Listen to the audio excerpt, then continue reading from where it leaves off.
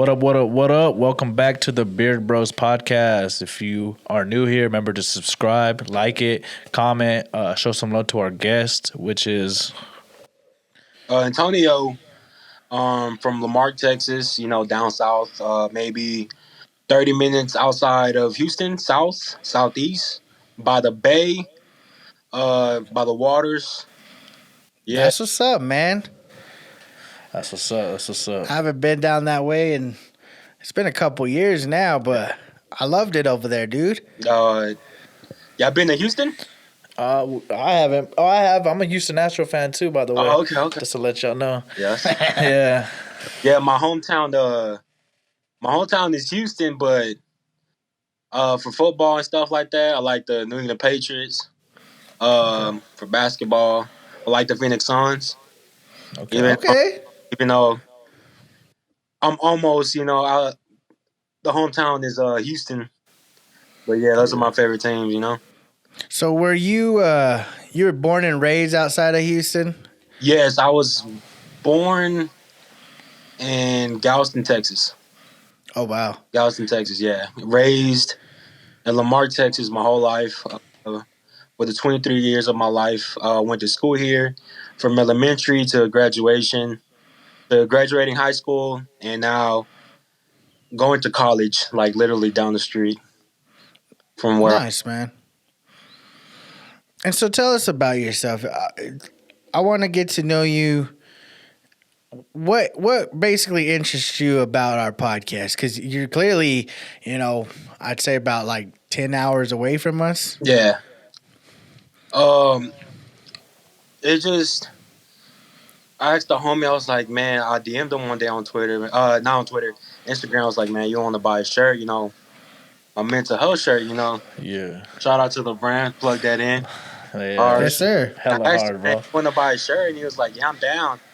So he bought one, and I clicked his, he was telling me about his podcast, and I clicked it, the link, and I seen like you done like reviews and stuff like that. Mm-hmm. And he was telling me he had another like he does podcasts and stuff like that. So I seen one the other day when y'all was sitting on the chairs and stuff like that, couches. Oh yeah. I didn't get into like watch the full video, but I just reviewed, like the thumbnails, click the video, comment. I'm a busy man, so I don't have like too much time, like on YouTube and stuff like that. So I'm always college, working on my pops. Then I have these other business that I have to take care of outside of Instagram. But yeah, that's pretty. And I just love the energy, the energy, the positivity, and that's me right there. Yeah. And that's like my main thing, like the positivity and the energy. You can just tell how someone's vibe. Mm-hmm. When you talk to them, their character, their body language. You can see how some people are. Yeah, exactly. That's how. I agree, man. I mean, even right now, I get this positive energy from you, man. Like, you seem upbeat, you seem chill, you seem like, honestly, you're on your grind, man. You're going to school, you're working, you're promoting your brand. I mean, I don't think a lot of people understand the dedication that some people have to put into building things. Yeah. And so I think one thing I've mentioned to him myself, off camera, on camera, wherever it needs to be said, but, real recognize real. Mm-hmm. I mean, that's just how it kind of goes, man. And so I'd like to get to know more about your brand if you'd like to go more further in depth with it. Like, can you put that up one more time? I want to see what does it say? You're not alone. You are not alone. Going in in a circle around the globe. the globe, yeah. Worldwide. That's lit, man. Yeah. Thank you. Yeah, bro. This brand started last year of August, I believe. 2019. 2019, but I'll get into that. because it goes along with my personal story on like mental health and stuff like that. Okay. Okay. So like, I want to say in 2017 when it all started. Maybe after everything was in February. In February when it all happened. I woke up one morning, bro, and I woke up one morning, dude. I wasn't feeling good. You know, I was dizzy, and I woke up, man, just like on the couch, you know, and I wasn't feeling good. You know, my head was like it was beating. I was dizzy, and I couldn't like. I tried to get up, and I couldn't stand straight. You know, so like, I think like my legs, like it was shaking. My arms were shaking, so I this was my first time experiencing anything like regarding health, you know, like this, you know. So I stepped outside trying to like gain like fresh air, you know, trying to breathe, like because I couldn't breathe.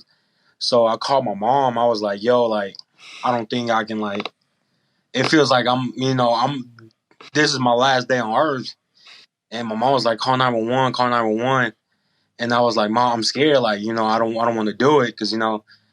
And my dad, he was out working that morning, and he called him. I was like, "Yo, can you come to the house? Like, I don't feel good." Now I remember my mom was in Houston, and that's maybe like 30 minutes out, you know, from where I live. So my mom, she was gone. So I my dad, like I called my dad. I was like, "Yo, come to the house. Like, I don't feel good. Take me to the hospital." And literally, we got a hospital literally like a minute from our house, like Okay. an emergency room and stuff like that. And so he came to the house. Um, he came to the house and he was like questioning like, "Do you feel good?" and stuff like that. I was like, "No, I don't feel good. I feel dizzy. I couldn't walk. I couldn't do nothing." So my dad, he was like, "You want to go to the emergency room?" I was like, "Nah, I want to just take me to the clinic." I remember going across the train tracks and like my heart was like beating fast, dude. Like I couldn't like concentrate. Like I was like, you know, I couldn't do nothing. So it's like my first time in like feeling anxiety, you know. So I went to the clinic and you know they done blood work and stuff like that, and so they had to withdraw blood, and later on, a couple of days later, they told me like my cholesterol and stuff was high, you know, and that was Okay. probably the side effect of you know due to my weight, you know. So Okay. they told me, yo, this is like you know you need to take care of yourself, you know, take care of your body because it can affect everything physically and mentally. So I remember going to the grocery store, bought all the healthy foods, and dude, I was like, in like, I lost like 40 pounds in like 3 to 4 months, bro. Dang. Yeah, I was doing cardio like 2 to 3 miles every day, bro, throughout the month. You know, no stopping, no days off. I was going hard. You know, just like I walked. Then when starting to get the walking, then I started running and stuff like that, getting used to it. You know, I did a lot of physical like activity because I had to lose weight. You know, Right. Mm-hmm. and when I lost all that weight, you know, they put me on this medication, and a couple months later, they put me on this medication that was going to help me with like my anxiety and stuff like that. And it was my first time experiencing like anxiety, you know, like my heart was racing, my chest felt cold. I couldn't like I couldn't talk, you know, my lips were going numb. It was like shaking. And a couple months later, I was on medication for maybe at least because it happened in February and it went to like maybe November, the end of October. Yeah, the end of October. But June of that year, it was like the first week of June. Um, I was sleeping on the floor and I was watching YouTube and I felt like a sharp pain in my heart. So it was like a stabbing pain, and I was like, man, this is nothing. Like I'm gonna sleep it off or whatever. So that morning, I went to sleep. I knocked out. So I woke up and I felt a sharp pain in my heart, and so I told my mom, I was like, yo, I feel a sharp pain in my heart. Like doesn't hurt that much, but I feel it. So I went to the emergency room, and they they took me in. I cut in front of everybody, and so cut in front of everybody, and yeah, it was just. I went to the hospital. They done the blood work. They do what they had to do with the heart, and I was dealing with acid reflux. Okay. Because I lost so much weight over time. So it was start. It was like a what's it called? I'm trying to think of it. All that grease and stuff I had in my stomach, in my body, it started to like catch up. Okay. Um, Maybe like a month after, bro. The scariest day of my life, dude. I thought it was the last day on earth. Um, I remember my mom, my brother. We went to go pick up my niece from daycare, and we went to go pick her up, and we came home.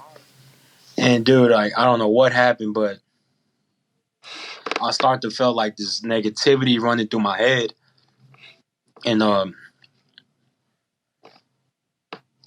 my knees started going like numb. My arm started shaking. Uh, my hand, like my chest was getting cold, bro. Like my lips were like it was going crazy, dude. I couldn't breathe, and it was my first time experiencing a panic attack. And yeah, my mom was like, "Are you good?" And I was like, "No, I don't feel good." So they took me to the emergency room again. Maybe had like a month after I had that little incident. Um, so I went there, dude. Like I was banging on the windows, dude. Like, oh, pop! I was like, "Help me, help me," because I thought I thought I was gonna die. Mm-hmm. And I was like, "Boom, boom, boom! Help me, help me, help me!" And the lady, I still remember the lady was like, "You're gonna have to wait in line to like everyone else." I was like, God, I was like, damn, dude, like, dude, I thought it was the last day, like, the last day I was living, I was going crazy, and sat down in the chair, and like my mom, she was crying because it was the first time experiencing this. Of me, like my mom never had an issue like this with like any of my brothers. I was the only one, and they took me in, dude. Maybe like 30 minutes later, after the anxiety was still like the panic attack was still going on, so they gave me this little vaccine. Well, it killed the panic attack like that, bro. Oh, They damn. put it on my I remember my left arm, and you just feel it like cold in my chest. It was like freezing. Felt it in my chest, and then stopped the panic attack just like that, bro. And a couple minutes later, I knocked out. I went to straight to sleep, and I got Damn. up and I couldn't walk to the car. My parents had to help me to the car. Yeah, so that was crazy. And like maybe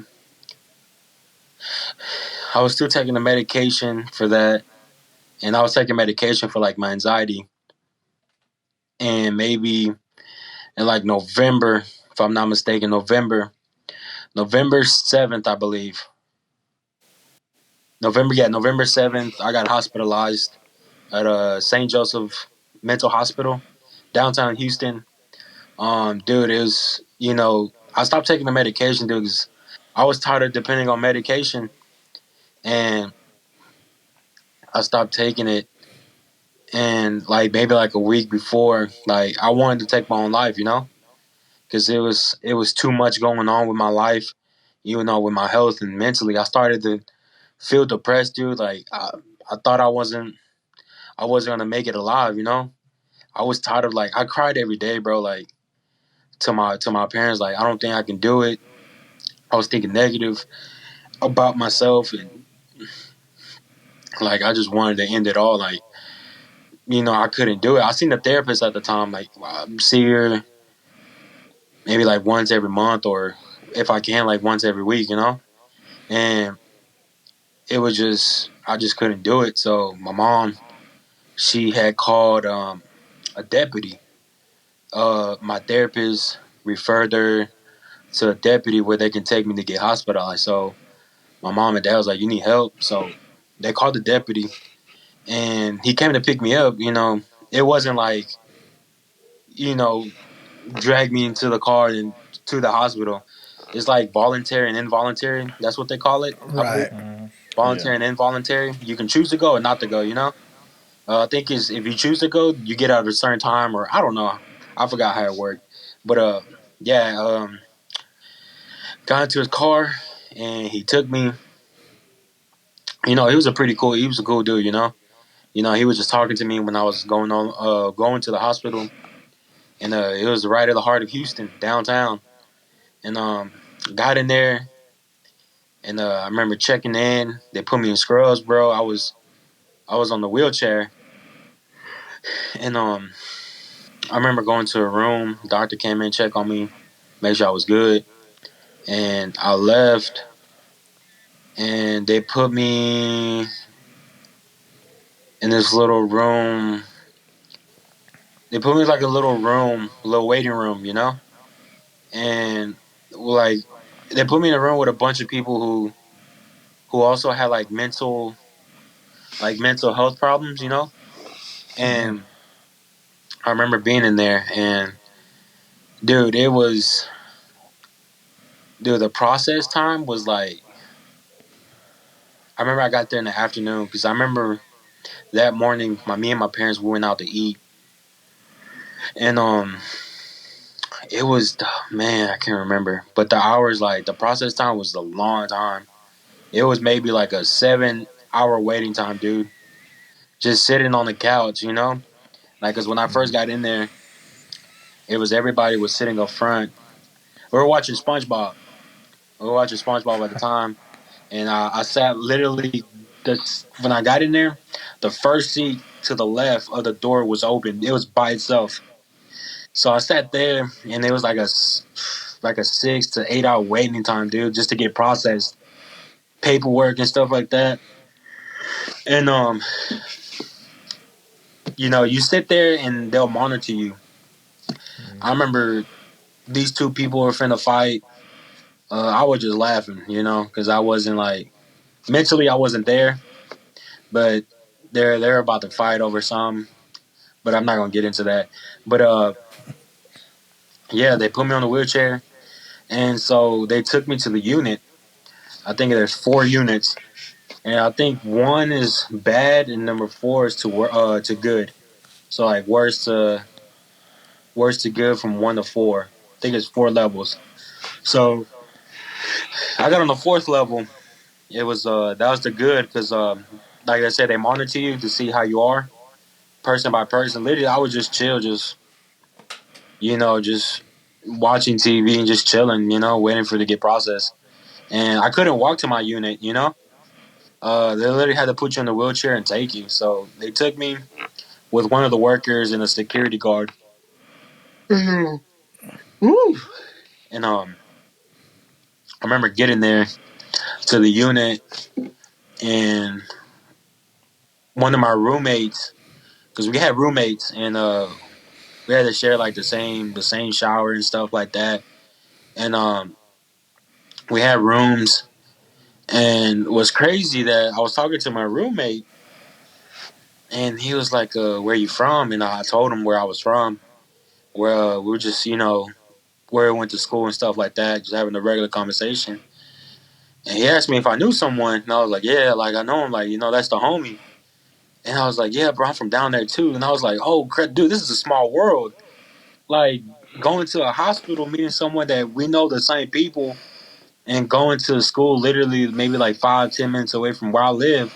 I was like, "Yo, this is crazy." Like going there and your roommate is that person, and we just chopped it up there, man. And it was cool. We couldn't do nothing. There was no TV. There was one TV and like 30 of us, like 30 or 40 of us, in this one room. I remember doctors and stuff like that waking us up like at 6 in the morning, 7 in the morning. Uh, taking our like vitals and stuff like that, and questioning us like how we doing mentally and stuff. And no, yeah, I'm good. You know, I'm just chilling. You know, like I wanted to get out, man, because it was like it's like I've never been to jail, but it felt like it. You know, like I remember we couldn't wear anything that had like strings or anything like that because they'll think person might commit suicide or something like that. So we couldn't wear any of that anything with strings. After time, they allowed us to take off like our scrubs and be in like normal clothes. You know, luckily I had worn like stuff that didn't have strings. Um, we was in groups. We did groups every morning. We were playing basketball for like an hour. We went like outside for like an hour. Dude, I was just out there hooping, bro. It was like LeBron James out there, bro, and some socks, you know. Boy, I was out there. Boy, I was like Michael Jordan. Boy, I felt myself out there, bro. I met this dude. He played for the Cleveland Browns. I forgot his name, but yeah, dude, he was like 6'8", bro, like 250. He was buff, bro. Like he was swole, like he was swole, bro. And bro, I sat next to him, bro, and we used to chop it up. Bro, he said he'd been there for like months, bro. I was like, man, Damn. yeah, he'd been there for months, and he's a cool guy. But I guess when you don't want to cooperate, like do your part, they want to help you, but you don't do your part, they're gonna let you in there, Yeah, bro, like, bro, we used to run threes, like 3-on-3, full court, just barefoot, bro, in socks. Bro, I was like LeBron James out there, boy. I was averaging a triple double out there. I don't say too much. Triple double out there, but nah, it was pretty cool, bro. We played basketball and like that time, bro. That hour time, it was good, bro, because it was around this time too, bro. So it was cold, The weather was good. It was cloudy, but the weather was good, bro. Like the air, everything.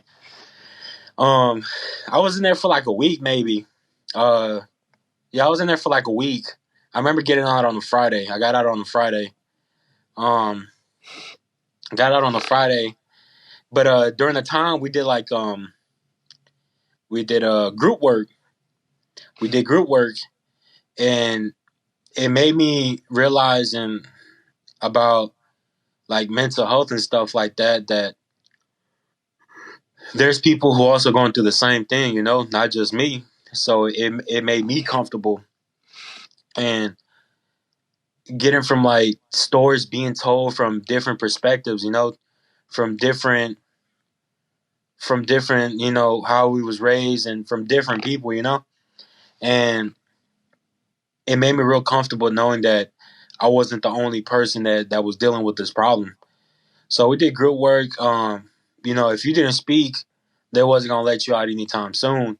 So every time the person was asking like a question or whatever that was monitoring us from groups, I was the first one to answer because the person would note it down like, all right, this person's participating in group work and stuff like that. So I was out there answering the questions because I wanted to leave. So we did all that, and bro, the food was alright. It was the food was cold, but it was alright. Little burger with a little. We had snacks too. We had to pick our lunch off like a menu. We could just circle what we want. They'll just bring it to us, and we got out. I remember getting out that Friday. Um, I was coming home. My mom didn't know I was coming home, and they took this little patrol car. It was like four of us. One went to rehab. They dropped him onto a rehab center, and they dropped me off in front of my house. So I got here, checked my Instagram because I remember I posted on my Instagram that I was leaving. I was logging off and stuff like that, and my phone was blowing up.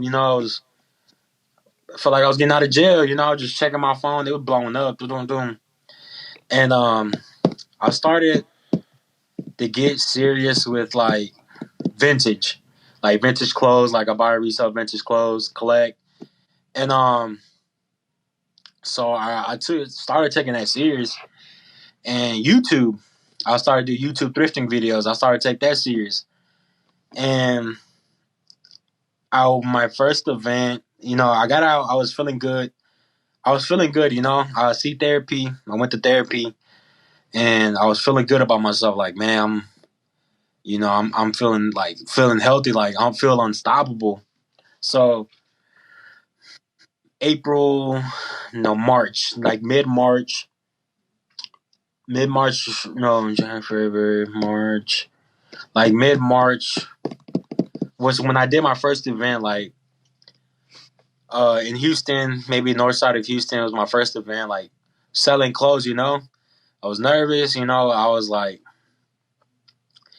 I was gonna get put on, and so I was very excited. And it was a good show, bro. It was a good turnout. And the following month, I did this show in Dallas. I did a show in Dallas, Texas. Shout out to Jason and Barry. They gave me a opportunity to be in this show. And bro, this show was crazy, dude. Like, I met a bunch of vendors there, like a bunch of people who also sell vintage clothes. Man, I love the city of Dallas, bro. Like, shout out to Dallas for real. And met a bunch of people there, and it was a good turnout. And over the time to 2017, 18, uh, I met this person. Um, I met this person, a special person. Uh, Met her in 2017, like, cause I remember I used to be on my social media, bro, like posting negativity. Like I wanted to kill myself. And she DM'd me one day on Twitter, on Instagram, and she was like, "If you want anything, like if you need someone to talk to, here goes my number." So I texted her like, "Yo, this is me." Having a conversation, get to know each other, and over time, bro, like she started like, you know, give me hope. Like, yo, I'm here for you. You're not alone in this battle. So over the year, they go in 2018. Uh, 2018. I'm trying to remember the timeline. 18. Yeah, so 2018, bro, did that event, and we started to get like real close. We started to get real close, and while she was still in college too, bro, like she was a college, she was I think a full time college student, so she was on the grind, bro. Like, she wanted to get her degree, and so I think it was like right after 2018. Then I finally got a job, bro, because I left my in 2017. I left my job, bro, because I used to work at New Balance. So from there, I left my job, bro. Like, I remember it was on the Sunday, dude. I couldn't do it, bro. Like, mentally, I couldn't, bro. Like, I couldn't do it no more. Like, I just couldn't. And going to 2018, that's when I met her. Like, that's when I started like get to know her and stuff like that. And like, bro, like when I say she was there, bro, for me from like morning to so I went, bro. She would literally text me from morning to I went to sleep. She made sure I was asleep while she was studying, bro. For tests, she was in labs or whatever.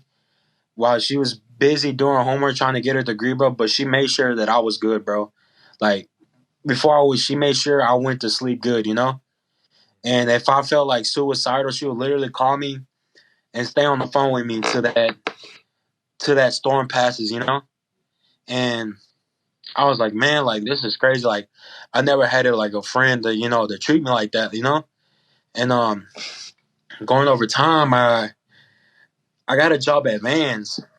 I got a job at Vans. I still work there. It's been 2 years. Going on to 3. So yeah, bro, she would literally text me like something motivational every morning. Like, yo, have a great day today. go do your thing, go grind and stay positive. Go, the positive. And from there, I was like, man, thank you. It means a lot. Same to you. Keep doing your thing. Go get your degree. It was vice versa. And over time, dude, like started getting YouTube like serious with YouTube and stuff like that. And from there, um, I started to get like a lot of subscribers, dude. And I was putting out content, bro. I was dropping videos like every 3 days or so, And people wanted that constant like content, like yo, keep dropping content, like yo, we like these YouTube videos. And I was doing events. I was pulling up to shows too. The shows that I was mentioned earlier. I stopped vending, bro. I wanted to like just buy clothes and so I could put it on my Instagram and stuff and sell through Instagram. And from there, dude, like my Instagram was popping, bro. Like I have a friend who's a famous YouTuber. His name is Paul Cantu. And Yeah. from there, uh, he's from my home city. He went to school with my brother. So he's at almost at 650,000 subscribers on YouTube.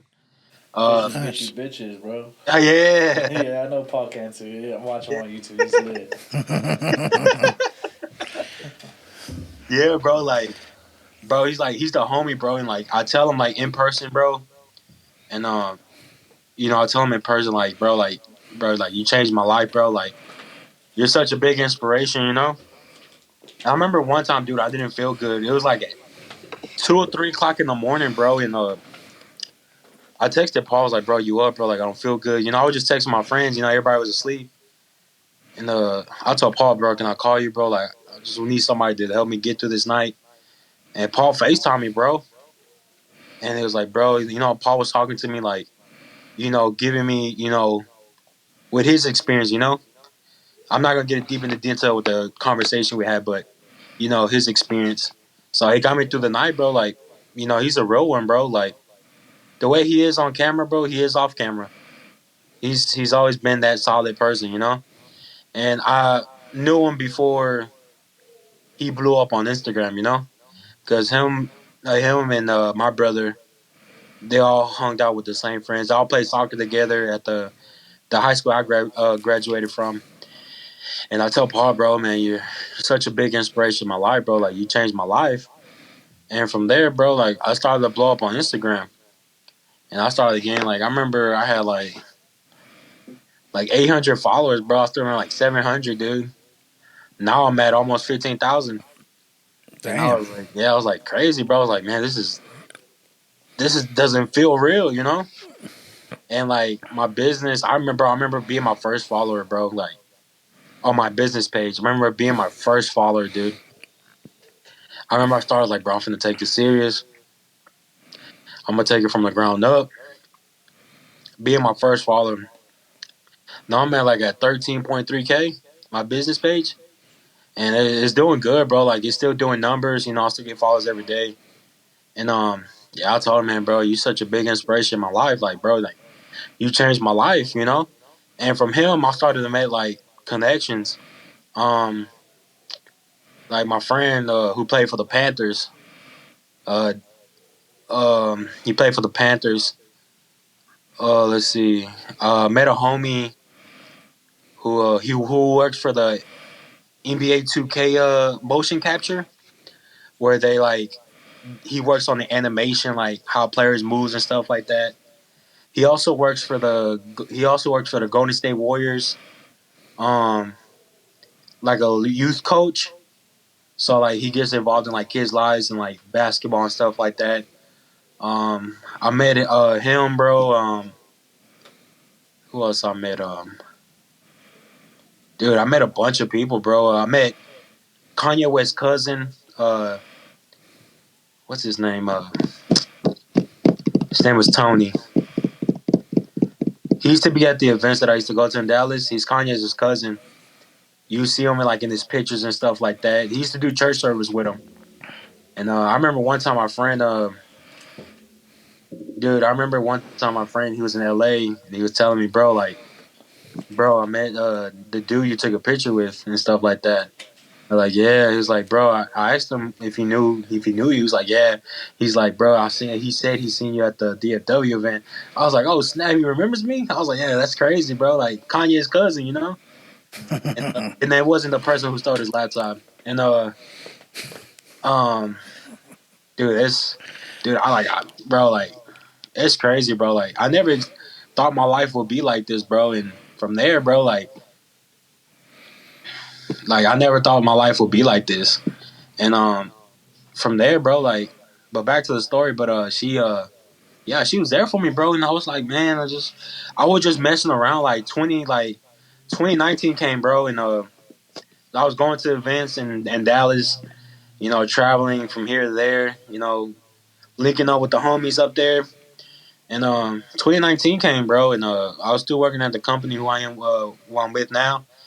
And 2019, bro, like maybe like the summer, I was like, bro, I gotta, you know, have all these followers, bro. Like, you know, I can, you know, I'm making money doing thrifting, you know, and so I was like, man, come up with a brand. And it was 2019. I came up with the brand, bro, like over the summer, and I was just drawing, bro, just drawing on like, man, like what should I do? Like, bro, like I need a brand, bro, like something that represents me, you know, and what I've been through, my story. Yeah. And so I was like, man, let me think of something, bro. Like, let me go to a drawing board, bro. And so I came with, I was on a piece of paper, bro. Just um, I put I put you are, and I'm just thinking like, I was like, I was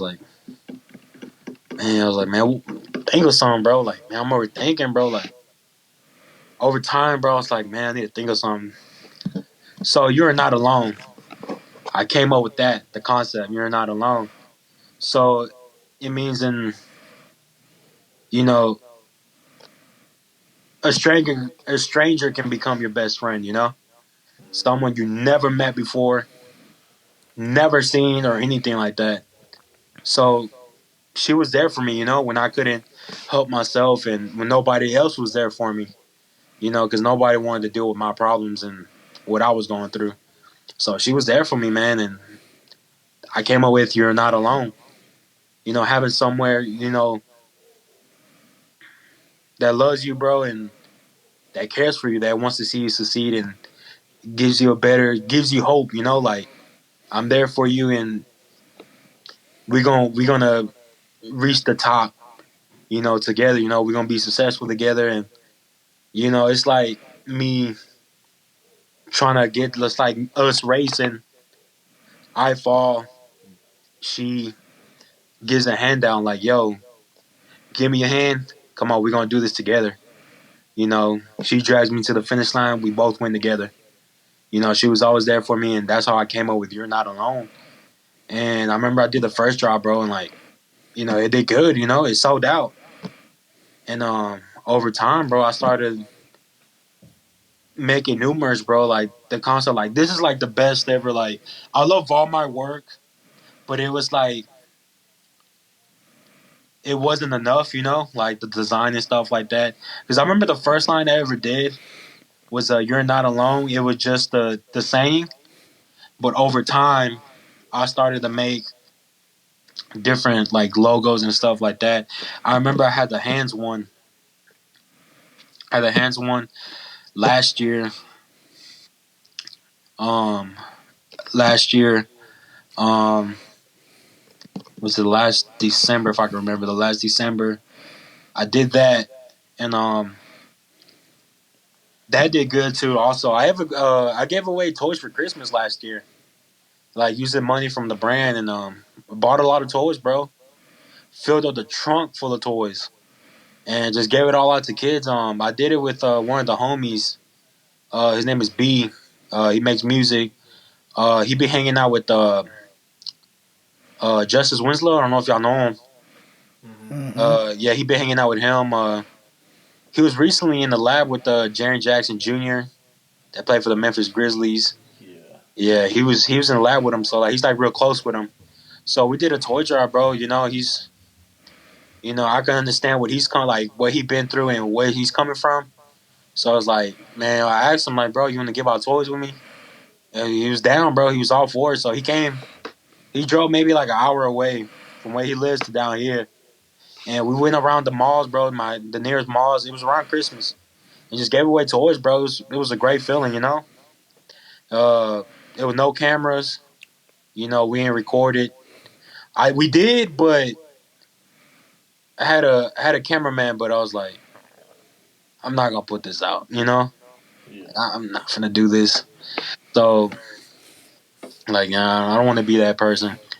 Um, so man, just giving out toys, bro. Like it just gives you like so much joy, bro. Like it puts like so much like in your heart, bro. Like it makes you smile, bro. Like man, this is a good feeling, you know. Like man, I'm happy like what I'm doing, bro. Like think I was good, bro. Like man, just having bro to the side of me, bro, just giving out toys, man, was the best feeling ever, dude. Like man, shit makes you cry, bro. Like so happy I'm doing this.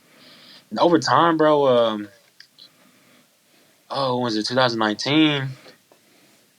Yeah, man, bro, like she literally texts me like every day, bro. Like she worked at a restaurant or a bar, you can say. She was a bartender. And bro, she would literally text me, bro, like while she's on the job, like. And when I didn't feel good, she would literally call me, bro. She would literally step outside and talk to me, so I get out of like, bro, like I owe this girl like the whole world. She's literally like my best friend, dude.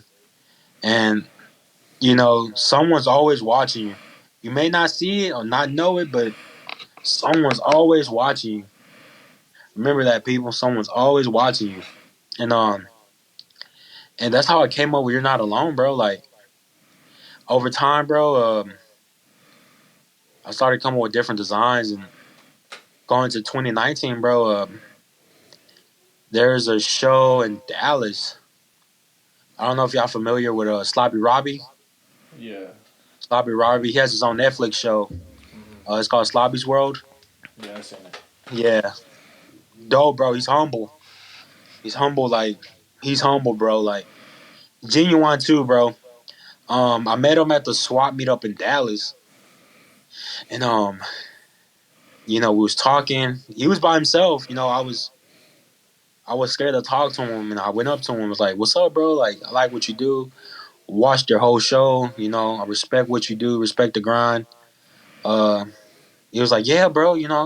Like, thank you." We were just having a conversation, bro, in depth. You know, just having a genuine conversation, just me and him, bro. It was for a couple minutes, and I hit him with that. I hit him with the, hey, bro, follow me back on Instagram, bro. Like, one of those. Like I hit him with the little elbow, like follow me back on Instagram. He was like, yeah, bro, I got you. So he was like, here you go, here goes your follow, bro. Like, man, appreciate it, bro. Like, man, that's dope, bro. Like, thank you, bro. And we he did a show in Dallas with Paul. He did a show with Paul, bro. Craziest show ever, bro. And like swap me like vintage meets in Texas, bro. Craziest show, bro. Look, bro, the fire marshal had to come to the show, bro, because it was overpacked, bro, and like the line wrapped around the building, bro. Yeah, it was, bro. It was crazy, and like literally, bro, like you literally had to squeeze yourself through through the little lanes or whatever just to get to like the vendors, and there was no room for like people to look, bro, because there's like so many people were at the booths, the vendors, bro. That show was crazy. Paul was there too, and I felt lonely going over there, bro, by myself, because I always go over there by myself. But Paul and Kinky was there too, and I felt real comfortable because they were there, because they're from where I'm from, so I felt real comfortable, so I was good, and so they had another show. Well, Slobby had another show that same year, I think, in Dallas. And before I left, bro, too, before I left that day, Slobby was like, hey, he was like, bro, if you need anything, bro, like, if you need anything, just hit me up. I was like, bro, that's real, bro. Like, yeah, appreciate it, bro. And I remember that same year, I believe he went to Dallas. He had a show in Dallas, and I told him, bro, like, yo, like, I shot my shot, bro. I was like, bro, you want to make a YouTube collab? He was like, bro, I'm down, bro. I was like, wait, for real? He was like, yeah, I'm down. So I was like, oh snap, damn, bro, like, damn, he has his own show on Netflix, bro. I was like, damn, like, I was nervous, bro. I was nervous, bro. Like, I was starstruck, bro. He has his own show on Netflix. I was scared, bro. Like, damn, what should I ask him? But I was literally up all night, like, damn, Slobby. Like, what should I ask him, bro? Like, should I ask him this? Should I ask him that? I was like, nah, I shouldn't ask him that. So erase it off my little clipboard. Like, all right, I'm asking this. I'm asking this right here. It's like, nah, I'm not gonna ask him that. All right, let's ask him this, bro. Like, I think it was 10 questions with Slobby Robbie, and we did that, bro. And it was during the show, and he was doing his thing. I let him do his thing, and I was just like, and I was like, man, you ready? He's like, yeah, yeah, let's do it. He got his stuff, put his glasses on, bro. He's like, yeah, let's go outside, let's do the interview, and we did it, bro. And bro, my heart was like racing, bro, because I was scared, bro. And we did a video, and I put it on YouTube, bro. I think I was got like 3,000 views. Yeah, 3,000 views, Damn. bro. And I gained a bunch of followers too, bro, on Instagram. I was like, damn, bro, it's crazy, bro. And from there, bro, we did a second interview, bro. I asked him again, like, yo, you want to do another collab? And he was like, you sure? Let's do it. And did a second collab. It was the exact same Dallas event. Did another collab, and that was a banger too, bro. And I was like, man, this dude's real, bro. Like, you know what I'm saying? Like, he's genuine. Like, he's like, man, he's showing all this love, bro. Like, thank you, bro. And I remember one time, bro, I was texting him through Instagram, and I was like, bro, I don't feel good, bro. Like, I don't feel good, bro. Like, I don't feel like mentally, I'm not there mentally, bro. And he gave me his number, and we started texting, bro. And about mental health. I'm not gonna get deep into the conversation, but it was like regarding mental health and stuff like that. And over time, bro, just I started to feel bad, bro. Like, I started to think negative about what I've been through, and it was so hard on me, bro, because I don't want to go back into that position, losing my job and not able to provide for myself. My mom and dad, bro, like, they helped me, bro. They helped me with so much, bro. Like, my dad, he helped me with the car. My mom, she gave me money. Couldn't help myself, bro. Like, I wasn't working. I was out of a job. And I'm forever thankful, bro. Like, without them, man, I wouldn't be here today, dude. And dude, like, I love them to death. And dude, it's like I was in a bad man, like, mentally, I was in a bad place, bro. Like, I wasn't feeling good, dude. Like, it's hard thinking about it, man, because you don't want to go back to that dark place, And over time, bro, just I wasn't feeling good, man.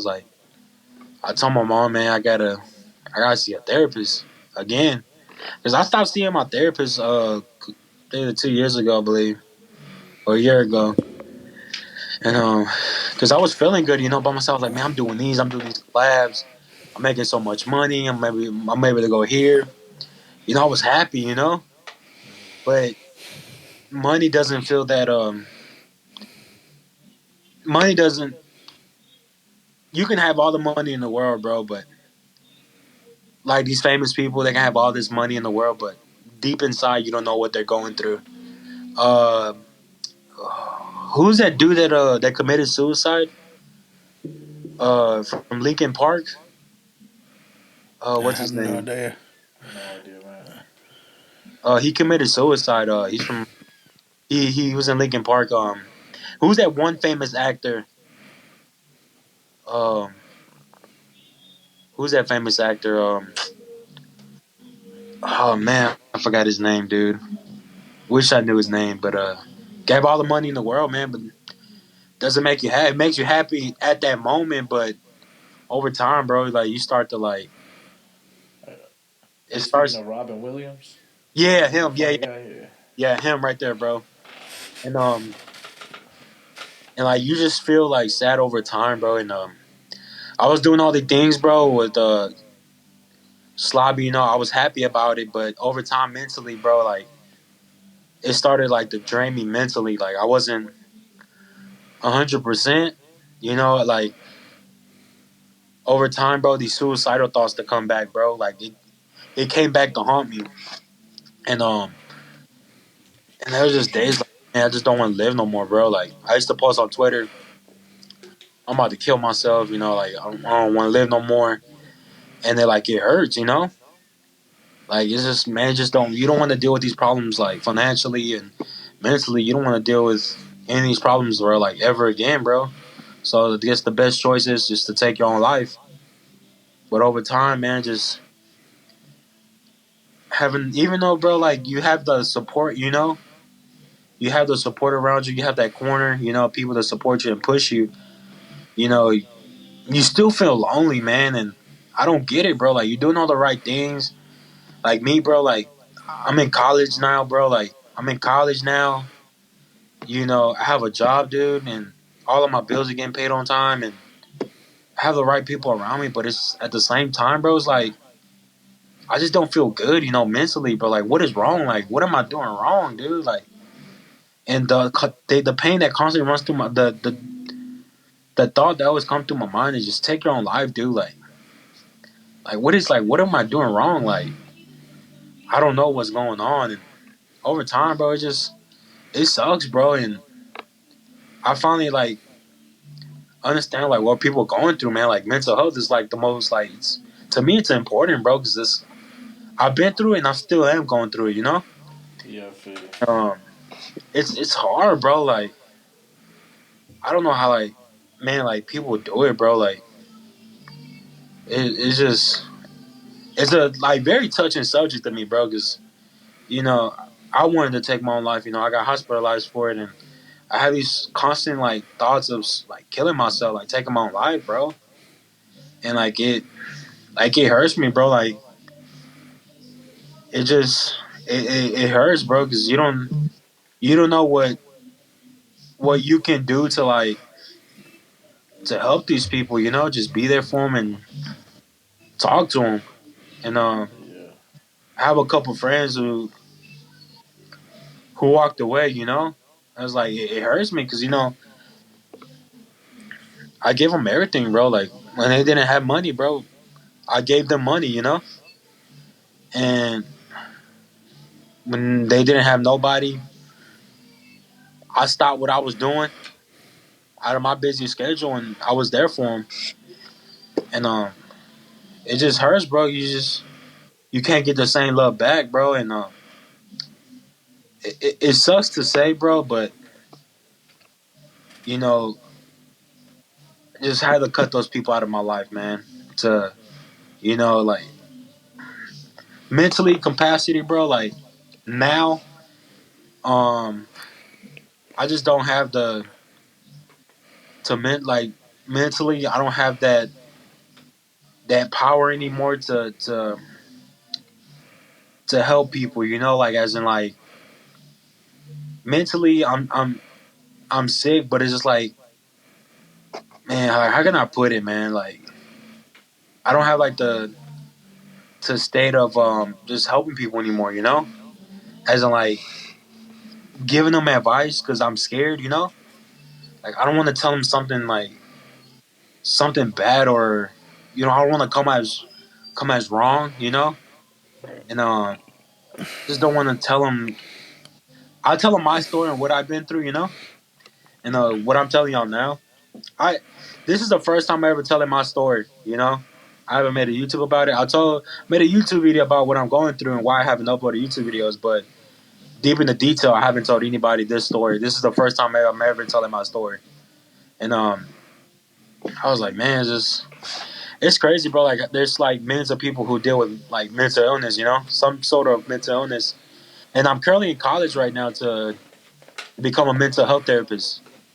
In the future, I want to open up a mental health facility to offer like free mental health like visits and stuff like that. Because man, mental health visits are expensive, man. It's like is it like 150 an hour, bro? Damn. Yeah, it's like 150 an hour. It's expensive, but I'm very blessed, and I seek therapy for free. I don't have to pay out of my pocket.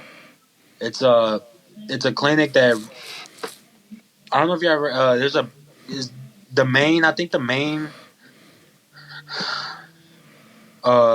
hospital is called UTMB. They fund the clinic that I see, so I get free therapy. So I'm blessed to not pay a penny out of my pocket for therapy. I could go whenever I want from the hours of operation, and I go every Tuesday.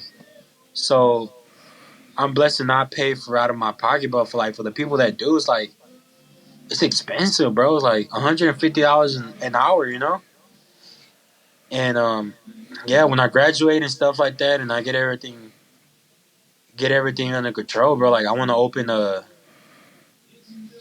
a facility where I can offer like free mental health like visits and stuff like that. And I want to be a part of it.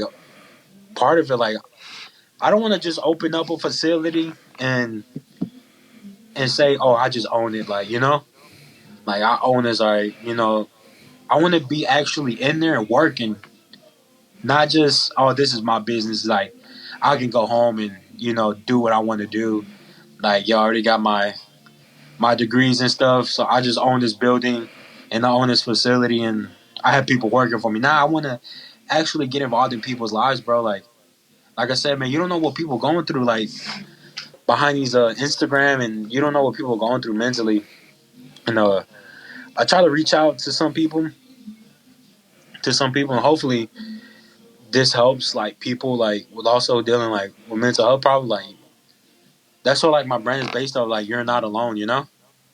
And it's like man, like be there for someone. Like it doesn't hurt to you know talk to someone who's in need. Don't walk like I'm telling like don't walk away from don't walk. Yes, I understand that some people have lives, and they all got their own family and stuff like that. But like man, you don't know. Like anything is possible, bro. Like someone could just take their own life, bro. Like you can be talking to this person, but like, yo, bro, like I'm finna go play video games. And that person can take his life in literally like in 5 minutes. And you could have been there for that person for at least 5 minutes. You could have cut the video game off and be there for that person for like 5 minutes because anything is possible, bro. Like with mental health, bro, it's like a demon's inside you, and it's like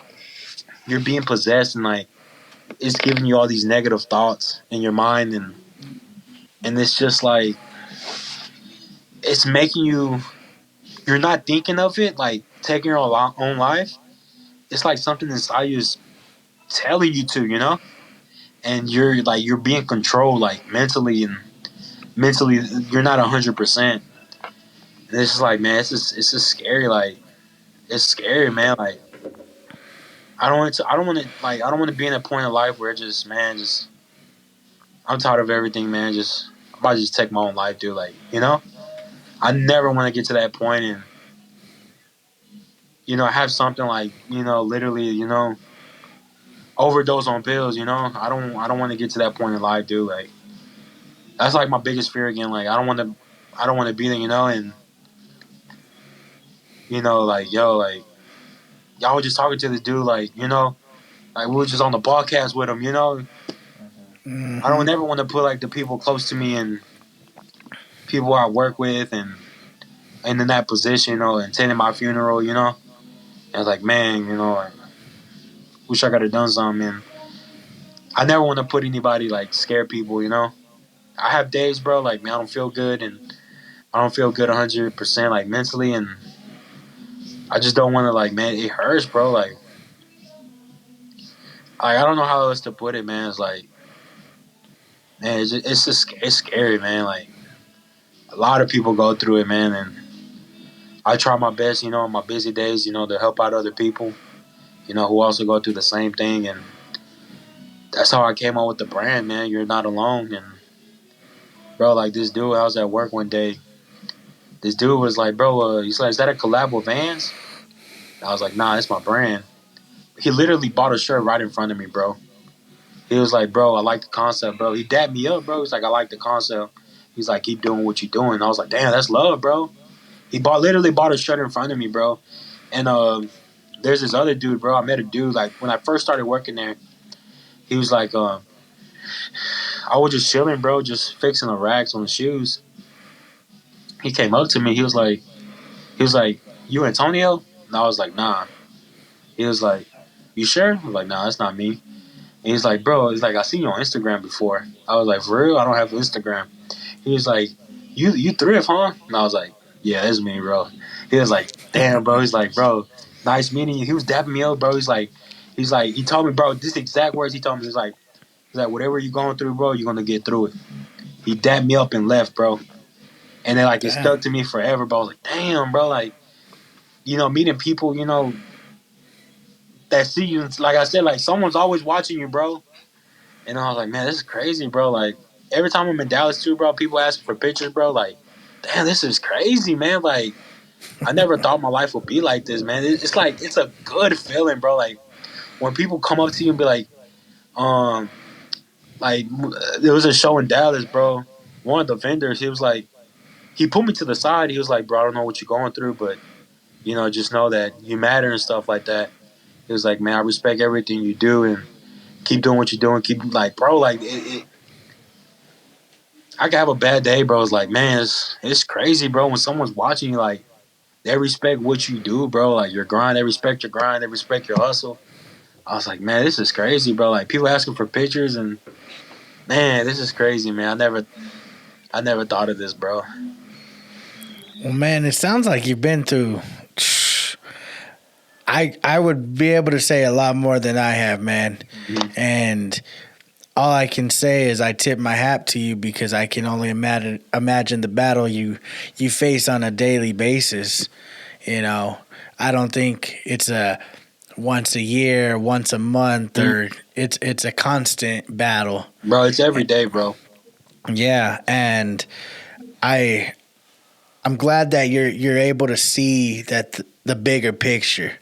You know, I know not everybody's able that deals with something like you are capable of. You know, and so for that, I mean, like everyone else has said, I'm sure before, and I'm sure going to continue, bro. Everything you are going through, you will get through. Mm-hmm. It may not be easy. You may not be able to see the light at the end of the tunnel, but you keep moving forward, the light will start to gleam through the hole, and it'll get bigger and bigger and bigger until you're outside, man. Yeah, it's not like it doesn't go in the line, you know. Right.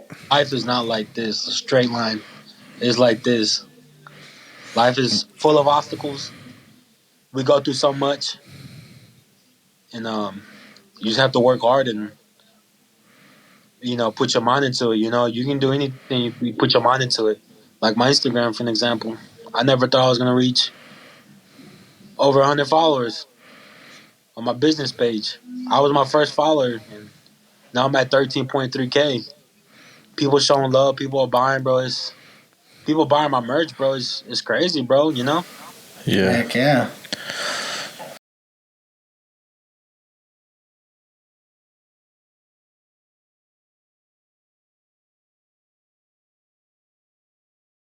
Those are both weakest. All right, bro. You ready? I'm ready. Let's do it. For sure. All right, man. First question I'm gonna ask is: on your bad days, how do you cope, and what's your best coping mechanism to help you out? Um, what I usually do, bro. Um, I I put my little tracker on. So I go walk. I go walk. I do maybe like 2 miles a day. Okay. I go walk and clear my mind. It's like the best thing for me, you know. And I listen to like hype music, you know, because if you listen to sad music, it'll put you in the bad mood or a sad mood. When you listen to the hype music, it gets you pumped up and it gets you motivated to like where you're going to be in the next 3 months, you know. Yeah. Because what you do today can affect you in 5 months, you know. You can be a Facts. step closer to your goal. So I usually do that, bro. Or I usually watch YouTube videos, bro, of famous YouTubers. Like yesterday, bro. Like for an example, yesterday I was in a bad mood, bro. Like mentally, I was sad, bro. But I watched a Sloppy Robbie show on Netflix. I watched the show and I texted him, bro. I was like, bro, I'm watching your show and it's therapeutic. It cleared my mind, bro. You know, and it different things work for different people. You know, it's not everybody. Not the same methods don't work for the doesn't work for people. You know, everyone has their own different. Some people like to read books. You know, some people don't. I hate reading, but eventually I'm taking that class this semester. Um, but something I'm gonna have to get used to. But yeah, bro, I walk outside, man, just to go clear my mind. Let's see what other. I used to play video games, but I stopped playing, man. You know, grow. You know, you start to grow up. You know, it starts to get boring. But if anybody wants to get trashed on FIFA, y'all can text me, call me, my business email. Y'all can hit me up, and y'all can lose any time. Um, yeah, bro, that's pretty much it. That helps me. Just I walk, bro. Like walking helps me, man. Like you're not just sitting there, you know. Yeah. You working all your muscles. Uh, I just walk, man. Just go clear my mind, listen to music, and I walk up and down my block, up the street right here, and just clear my mind. Just walk and put my headphones in. I'm ready to go. Okay.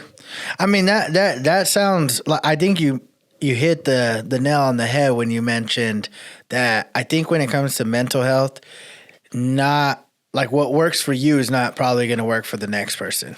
Yeah, And I think that's something to keep in mind because you also mentioned nobody's alone in this yeah, with mental health. And the thing is like what may trigger you or help you on both ends could be completely different for somebody else dealing with yeah, such issues. And so I want to go like way back to the beginning of when you first initially started, you know, doctors had mentioned that it was probably, you know, your physical health. yeah. Do you think that that is actually what may have triggered the first episode of anxiety leading to depression, all these things? Or what is it that you feel that maybe has come to make all this manifest in your life?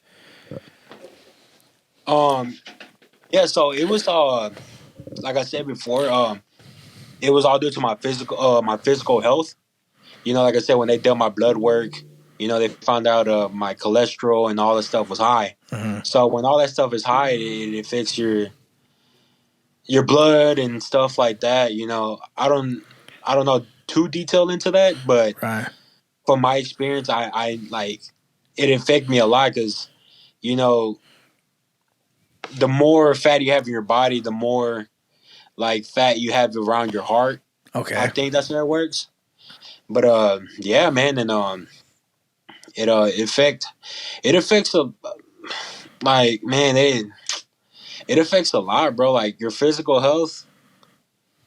I think, man, to my belief is chemical imbalance.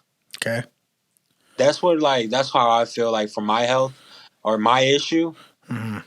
Because like I said, like I was losing all that weight and I started to get like acid reflux and stuff like that. So it's like, yeah. So I think it is, bro. Like, yeah, I think it is. And so, would you say that it was almost like counterintuitive, the fact that you were actually working out, but then at the same time, it was affecting you also physically? So, would you say that did it benefit you when they told you, hey, let's get this under control? Or would you say that it was actually maybe in turn actually hurting you more than actually helping you? Bro, and also that just reminded me. But like when I was doing the workout and stuff like that, Hmm. I remember because you have to get like the right nutrients and Hmm. the right protein. You have to get all that in your body, to get your body a little bit of everything. And Right. me, bro, I think I did it incorrectly. I lost so much weight.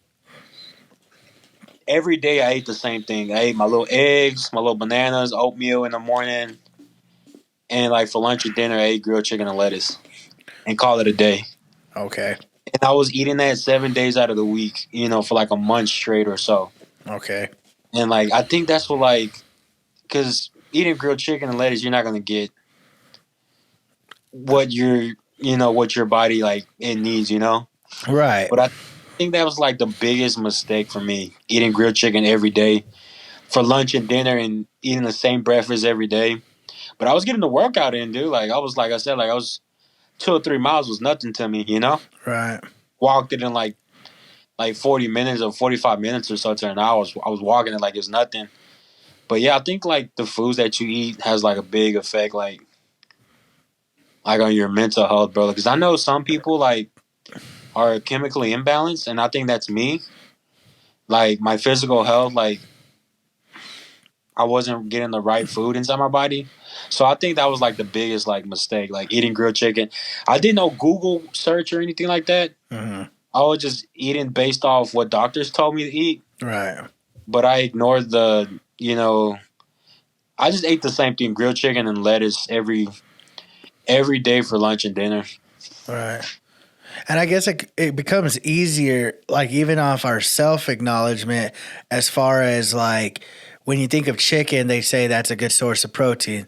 You think of lettuce or salad, it's like, oh, those are healthy things to eat. But then you're right. There's an actual science behind it as far as getting the right amount of everything. Because some people say carbs are bad, but it's not necessarily carbs are bad.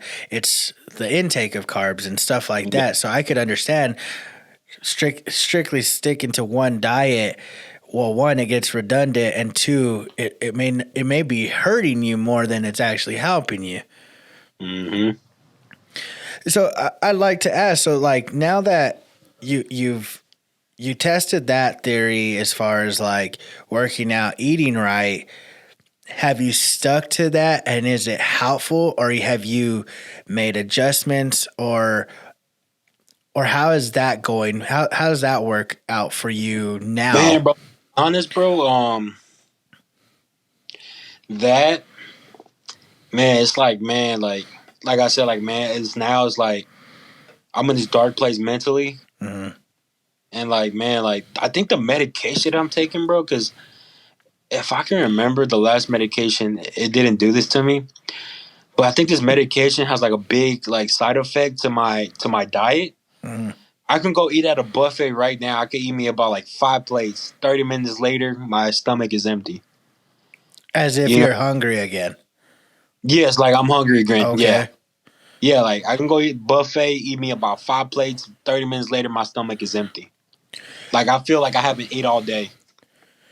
So I think it's like maybe the medication, bro. Like, and also I do like, bro. Like I can get like 8 hours of sleep, and like a couple of hours later, I can sleep the whole day. But at Really? the same time, when I do like physical activities, when I'm walking or I'm at work, bro, like I'm like focused like on my task. Hmm. And at work, it's so much moving around, and there's places where it has to like choose where they have to go, and it's just like, man, it's just like when I this college, bro, this semester of college, bro.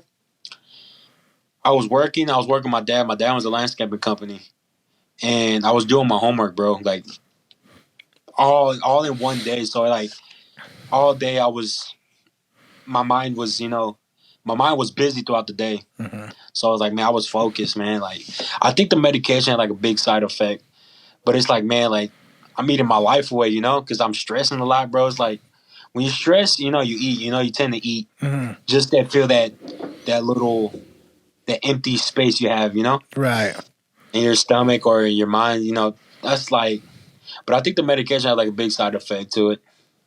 Right. See, and that kind of goes back to the whole, everybody's a little different because, like you said, you Yeah. you might be able to eat while the next person might be able to exercise, or the next person will resort to, some people resort to drugs, alcohol, Hmm.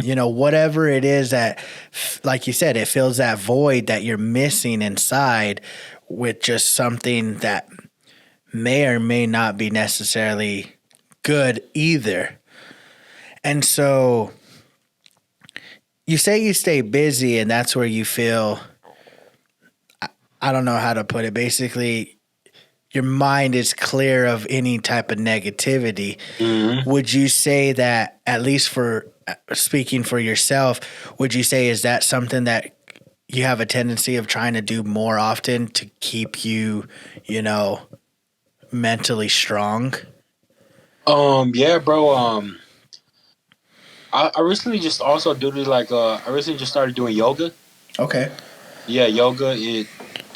In the mornings, you wake up, get that morning stretch in before I eat anything or something like that. I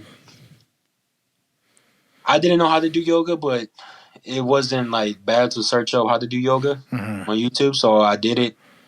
And there's times where I get little anxiety attacks, Mm-hmm. like when there's too many people around me, because I work retail, and especially now it's like the holidays, Mm-hmm. so it's crazy. Like it's crazy. So when there's a lot of people around me, my body like it starts to feel anxiety. My legs go numb, and I start to like go crazy. Like I start to like I'm in a pool. You Mm-hmm. just sit in the pool, and it's like a wave. But I start to control it mentally with yoga.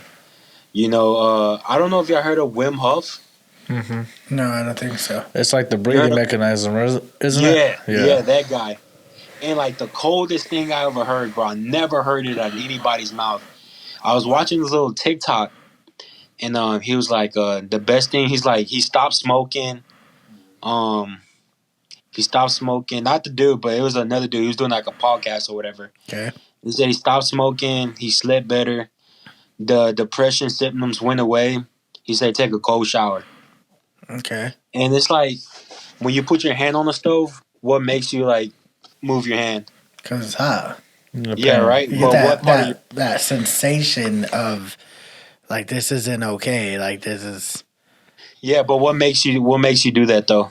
Like what part of your body? Your mind? I'm assuming your mind probably Your tell you. your mind, right? Mm, So it's like when you go when you take a cold shower, what do you do? I think your mind goes to almost a shock. It's like, damn, this is Right. cold.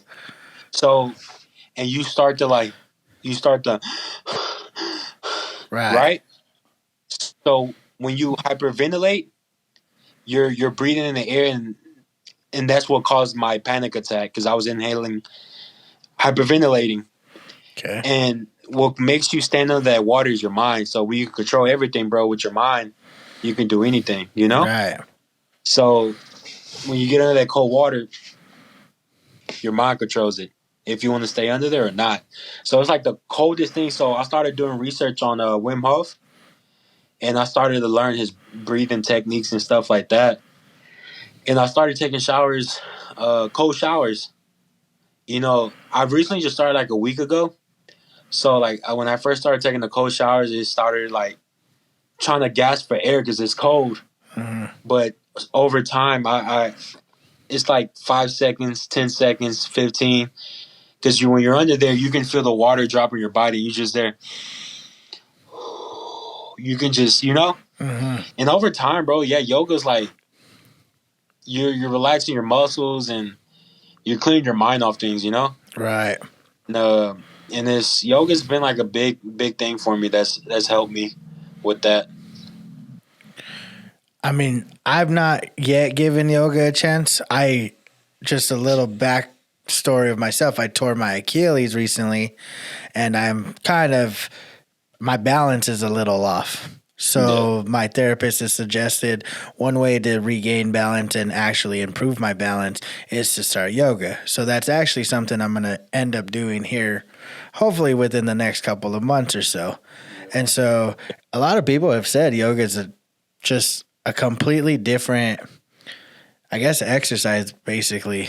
Mm-hmm. Yeah, my lady does it in the morning. She always like tries to convince me, and I'm just like, man, I'm too busy to do yoga. Like low key, This fool's sleeping. I'm most likely sleeping, bro. Like I just like to get my sleep in. I ain't doing no yoga. Bro, I'm telling you, bro. Like push yourself, bro. Like get out your bed, bro, and do yoga, bro. The yoga is the best thing ever, bro. You're relaxing your mind. You're getting your mind ready for the day. And it's so relaxing, bro. Because you're relaxing. Like you can feel anxiety on your shoulders or like you're stressed. Mm. Just sit there, bro, and just do. It helps you with breathing techniques, and it can help you so much, And also, I think it was a question earlier, like what helps me cope with like depression and anxiety. For me, like I said, like it works for different people. But I remember I was about to have a panic attack, and I told my mom, I was like, "Yo, I'm about to have a panic attack." My mom told me to eat lemon. I heard that before too. Yeah, my mom told me to eat lemon, so I ate the lemon, and the symptoms of panic attack it went away. So I was like, "Where you learning this from?" They're like, my mom, she used to do it like in Mexico. She learned it in Mexico. Sounds like a Mexican trick. Yeah, tradition thing. Yeah, just sounds like it. Lemon, Vicks, rub, all of it. Yeah. all that We've stuff, been man. through that shit. They'll pull something out of the hat. Yeah, and it tend to work, bro. So like it helped me. So lemon, yeah.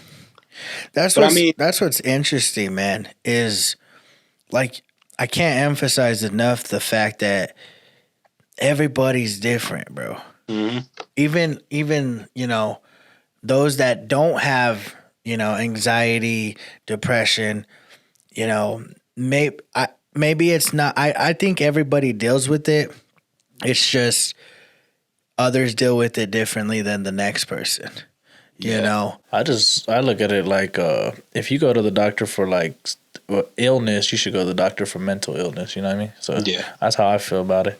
Like you go to the doctor for cancer, they're gonna try to cure you at the best that they can. So I feel like the same way with mental illness. That was gonna be another question I have to ask. So,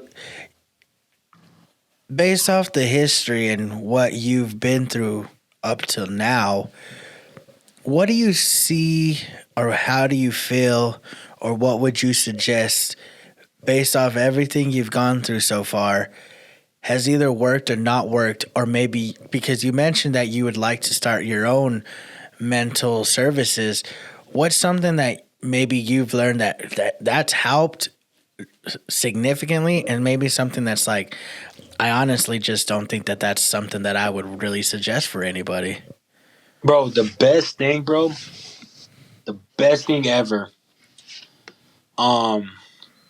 Best advice ever is seek professional help. The best advice.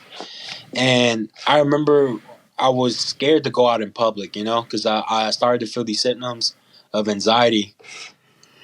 And my therapist, she made me feel comfortable to be out in public again, Mm-hmm. Because every time I'm out, I feel safer in my house, Mm-hmm. And when I leave the house, I start to feel anxiety.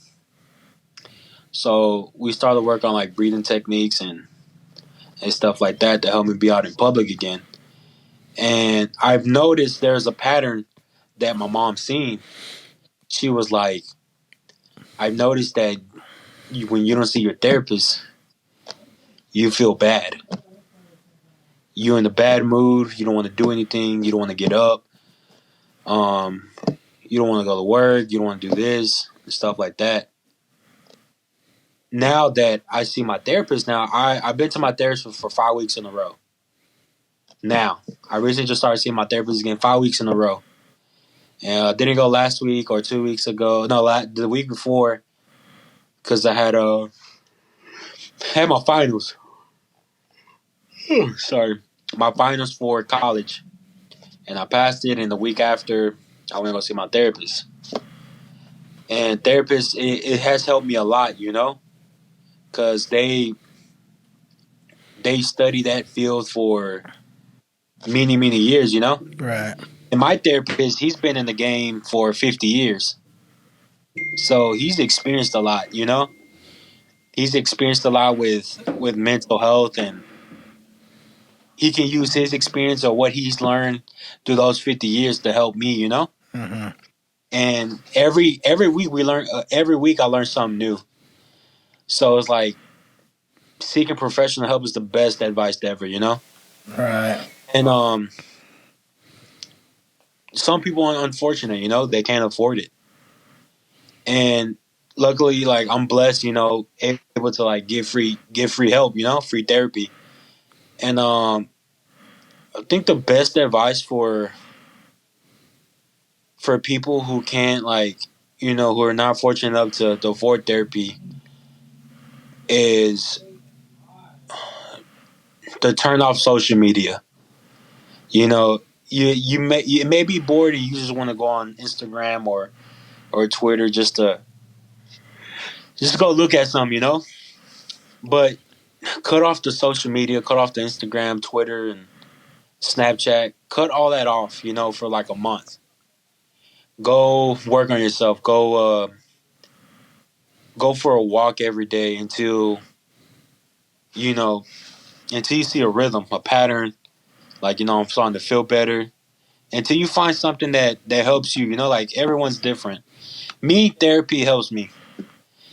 Like every week, I'm excited to go to therapy. Every Tuesday, I'm excited to go to therapy. Everyone's different, so I think therapy would be the best advice. Hell yeah, I think so too. Honestly, always expressing yourself to just anybody that would listen, I think is a good therapeutic way to release your stress, anxiety, depression, the stuff you're going through, like through normal life. Like everybody goes through normal, like different things, and normalizes it. But like speaking it out to somebody kind of probably helps most people. So I feel like therapy would probably help a lot of people too. I feel like you need to speak to somebody anyway, even if it's just your friend or your mom or something, just to get it out. Mm-hmm. Yep.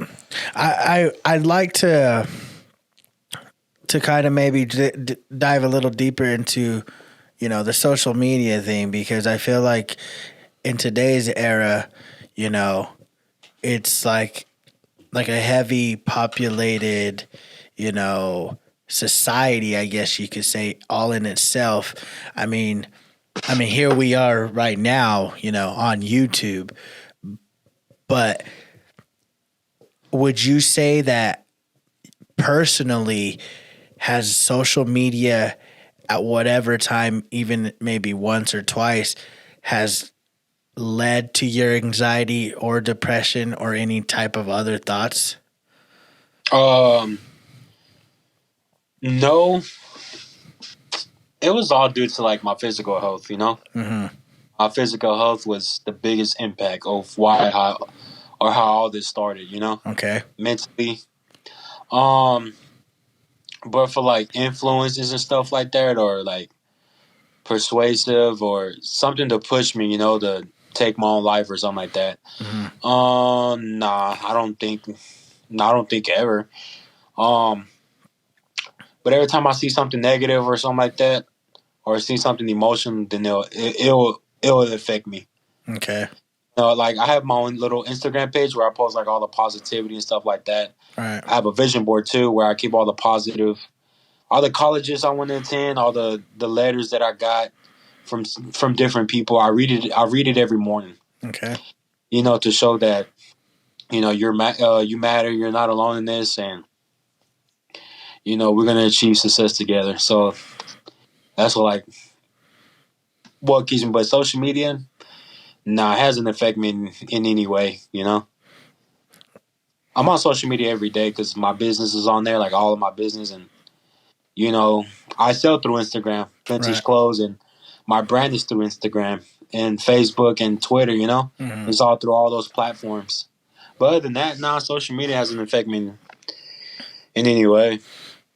Yeah, I guess the reason I bring it up is I feel like today people are constantly searching for that like, that share, that subscriber, that follower. And sometimes, when I feel like people sometimes almost compare themselves to other people, like, oh, she or he has this, I want that, or she or he gets this, I want to achieve those goals or whatever. And sometimes by falling short, it's almost it's an ego hit, but also a mental hit, because sometimes, like you said, social media can be negative, even if it's not necessarily reading what someone said or posted, but negative because you don't see the results you're trying to achieve. Mm-hmm. And so, no, I agree. I think everybody should at least take even a couple of days off from social media. Yeah. Because we constantly are just, glued to our phones at times that it's just like, take a break, breathe. Like you said, go find yourself by finding maybe a new hobby outlet, something that just intrigues you and brings that interest that you just don't get from a phone or a computer or whatever. Mm-hmm. I get what you're saying on that.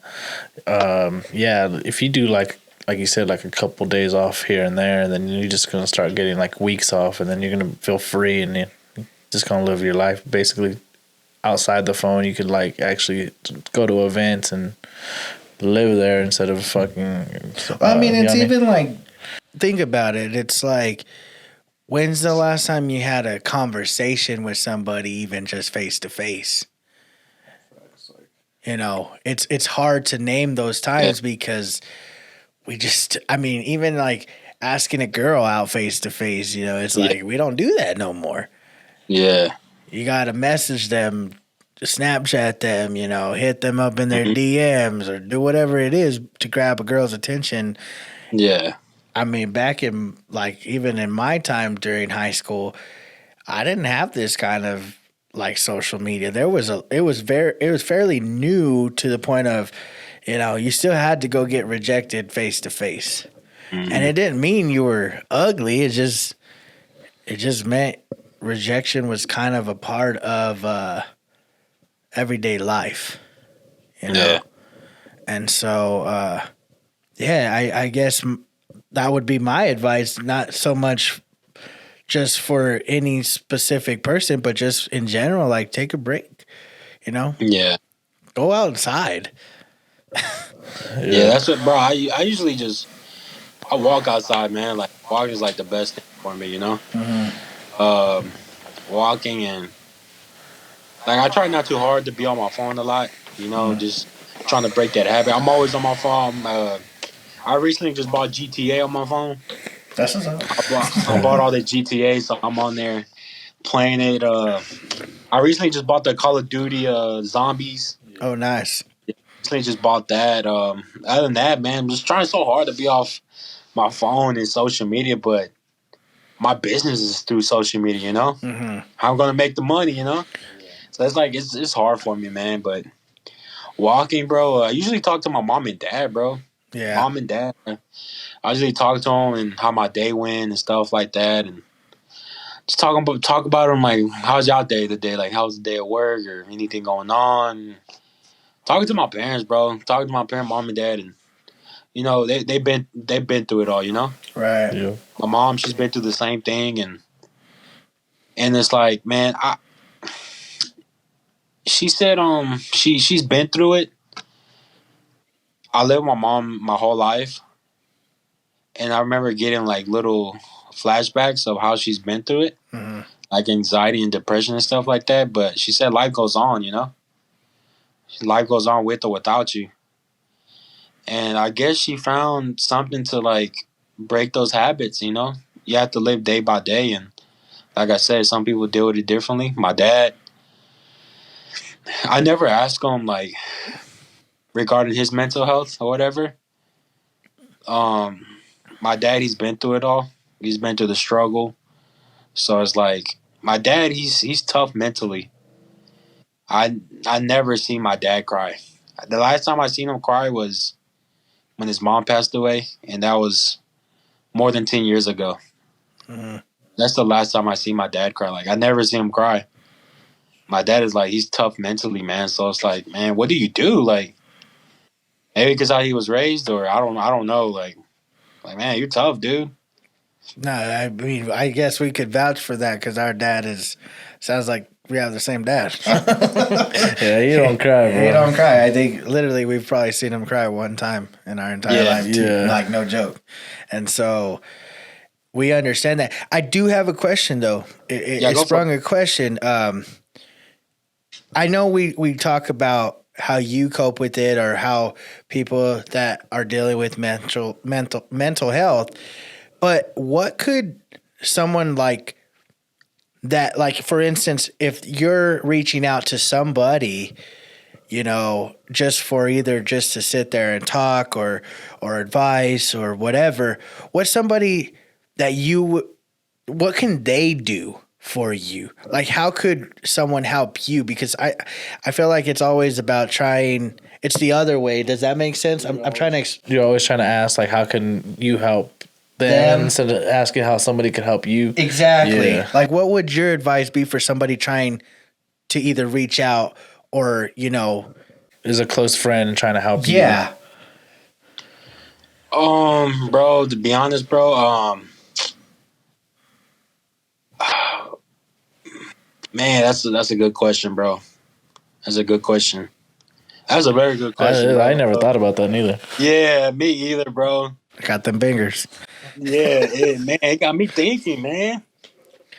Man, it's always the other way around. It's never that way. That's what I'm thinking. Is because, like, you mentioned earlier, like, everybody has their lives and stuff, but at the same time, you mentioned, like, someone playing a video game couldn't put their video game or whatever down just to, talk to that person for 5 minutes, and that's all they needed. And then, you come to find out either that night, the next day, this person decided, to take their lives for whatever reason. And it's like, well, it's obvious that we want to help those in need, but how can someone else help them rather than us always asking them what they need, or how can we make you feel better or be there for you, or, because it seems like your friend, she would text you and call you and be there for you, and I mean, I know there's not probably one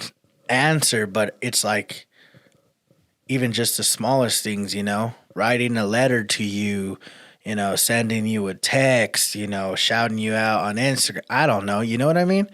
Yeah. Yeah, bro, man, that's a good question, bro. Yeah, it's me thinking, bro. I never thought of it that way. I know. Yeah. I mean, let it ponder. We'll reiterate it here in a little while, because again, I don't think I've ever even asked that question. I don't think I've ever even been asked that question. On another question, it's happened all year. COVID, has it affected your mental health, man? I know a lot of people been putting that out there, like mental health people are having struggle, like quarantine and stuff like that. Man, bro, I get that question a lot, bro. Like a lot, like text message or DMs. I get that question a lot in person. Me, bro, no. My job was very I was blessed to be paid for all those months I was out. We was out, because we had the shutdown, and I was off for like months, bro. At least like 4 to 5 months I was off of work, but I was paid. So if it was the other way around, well, then yeah, I would have been mentally I would have gave up on life, Mm-hmm. But over time, bro, we're during a pandemic right now. Nah, it hasn't affected me, bro.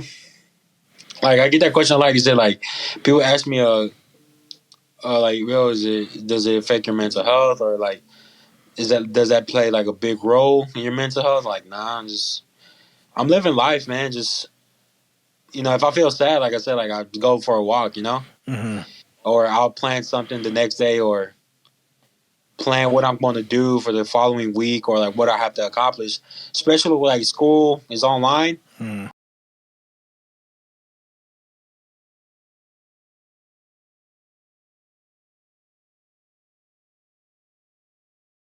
All right, man. So let's get back into it. So Go. we've had a little bit of time since all this shit happened, but no, man. So you've been.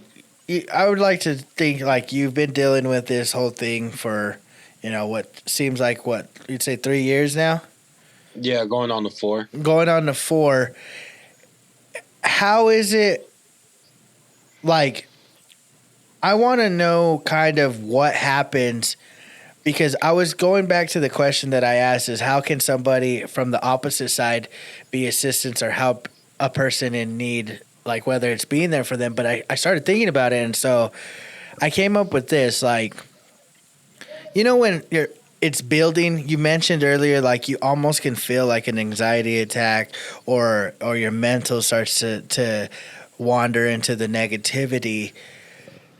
What could somebody like, for instance, probably your parents, if they're there, or your friends or whatever, what's the best advice you have for somebody that, like, let's say you start having a panic attack? What is something we could do, like, to help you? Is it, give you space, talk to you? What is your advice for something like that? I think the best thing to do is, when I had the panic attack, my mom, she hugged me. Okay. So like it made me comfortable, like that my mom was there. And but there's times that when my mom wasn't there, I had to deal with it alone. Like I said, like when I'm at work, I have those anxiety symptoms, Mm-hmm. and I start to feel all dizzy, and I start to feel like unbalanced. Okay. I go and accept the fact that I'm at work. I'm by myself, and I'm gonna have to deal with this by myself right now. Mm-hmm. So I think the best advice, bro, is you have to give them their space. Give them their space. Because sometimes when you're like by the person or whatever, there's too many people around. Some people get claustrophobic. Mm-hmm. Some people don't. But yeah, just give them their space, bro. Like let them breathe. Talk with them. Try to help get their mind off what they're going through right now at that moment. Just talk them out of it.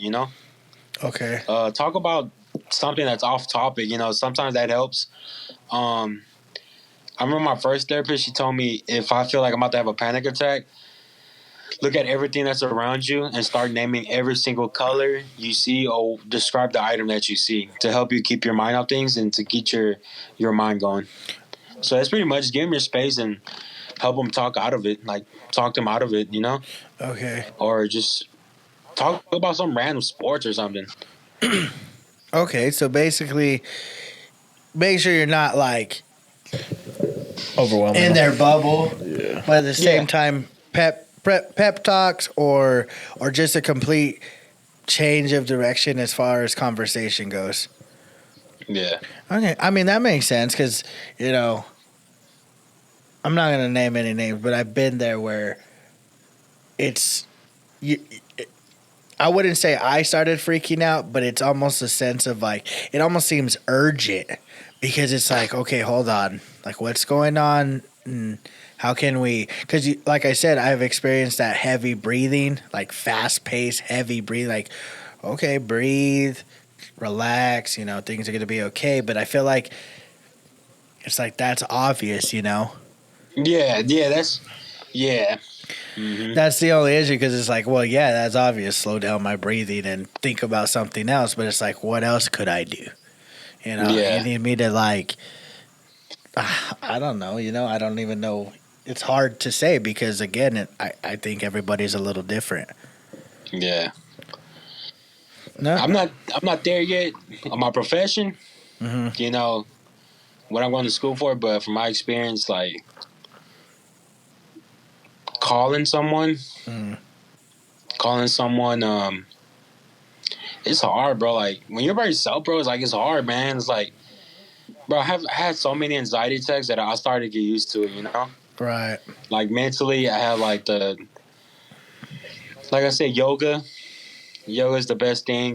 Breathing exercise, the Wim Hof method, and those tend to help, bro. They help me with my anxiety, and you have to remember where you are at that moment, and you have to accept that you're at that time and place. Like you have to know that you're accept the fact that you're there. You know, if you're like at a mall shopping during this time, it's Christmas. There's gonna be a lot of people. You know, especially when someone that deals with anxiety. Right. Some of my coworkers, some deal with anxiety. You know, and I never see them like show it or whatever, but they deal with it. Me, I accept the fact that I'm at work and I have to deal with this. I can't call my boy. I can, you know, but it's sad to say, but you know, our parents are never. They're not gonna be here forever, you know. Right. So we have to remember where we at, our surroundings, who's here, um, who's here. You know, just accept the fact that you're there, man. Just yoga, man. Like, I think like yoga is the best thing to do, man. Like to help for breathing exercise. I think doing that outside is better because I feel like I do it in the room. It's so like, you know, it's all like congested. Yeah, yeah. It's better if you do it outside where you can smell nature. Okay. You can smell nature. You can see the sun gleaming on you, and you have that. It feels like you have power. You know. Yeah. Okay. So I want to talk more about your brand. You know, clearly it ties together with what you deal with on a daily basis. For like we know how you came up with the name, but now what does it mean to you on a deeper level? Like when you make these designs or you're going to drop some clothing or promoting it in general, what exactly what is it behind it? What's behind, you know, you aren't alone. You know, there's what's your almost like motto? Yeah. So like, bro, like, shout out to Jacob Duncan because he's the one that created this. I just drew it on the paper and he did the whole thing.